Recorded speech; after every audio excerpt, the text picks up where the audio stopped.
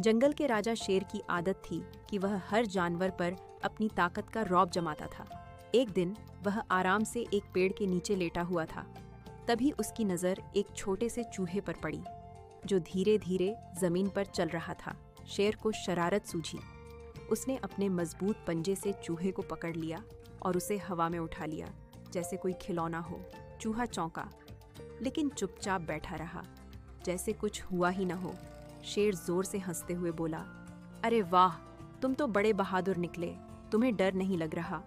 चूहे ने शांत होकर जवाब दिया, डर नहीं, लेकिन मैं इसका बदला जरूर लूंगा। शेर ठहाका मारकर हंसा और बोला, हाँ हाँ हाँ, तुम एक नन्हा सा चूहा मुझसे बदला लोगे? ये तो मजेदार बात है। चलो, मैं देखता हूँ तुम क्या कर सकते हो। यह कहकर शेर ने चूहे को छोड़ दिया। अगले दिन जब शेर अपने पसंदीदा पेड़ के नीचे गहरी नींद में सो रहा था, चूहे ने अपनी चाल चलने का फैसला किया। वह धीरे धीरे दबे पांव आया और शेर की बड़ी बड़ी मूंछों में घुस गया। पहले उसने उसकी नाक पर हल्की सी गुदगुदी की, फिर उसके कान के पास जाकर फुसफुसाने लगा।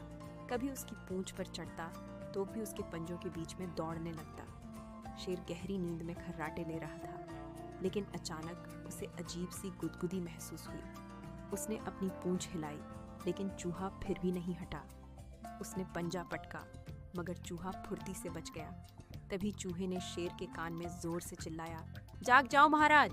शेर हड़बड़ाकर उठा, इधर उधर देखने लगा और बोला, ये क्या मुसीबत है? चूहा जमीन पर बैठकर जोर जोर से हंसने लगा और बोला, यही तो बदला था। कल आपने मुझे पकड़ा था, आज मैंने आपकी नींद खराब कर दी। शेर पहले तो गुस्से में था, लेकिन फिर उसने खुद पर काबू पाया और मुस्कुराते हुए बोला, सच में तुम बहुत चालाक हो, मैं मान गया छोटे मियाँ।